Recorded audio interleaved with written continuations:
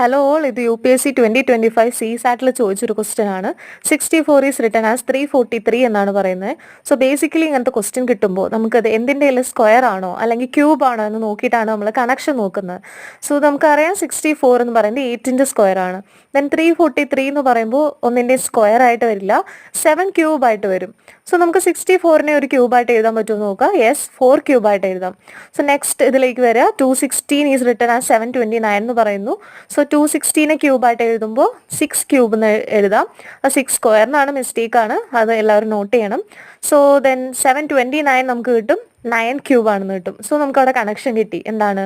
4 + 3 7, then 6 + 3 9. So നമ്മുടെ question 512 എന്തിൻ്റെ ക്യൂബാണെന്ന്, എന്തിൻ്റെയും ക്യൂബാണോ നോക്കുമ്പോൾ 8 ക്യൂബ് ആണെന്ന് കിട്ടി. ദെൻ 8 + 3 11. 11ൻ്റെ ക്യൂബ് ആയിരിക്കണം നമ്മുടെ ആൻസർ ആയിട്ട് വരേണ്ടത്. സോ 11ൻ്റെ ക്യൂബ് ചെക്ക് ചെയ്യാൻ എളുപ്പമാണ്. 11 × 11 × 11 ആണല്ലോ.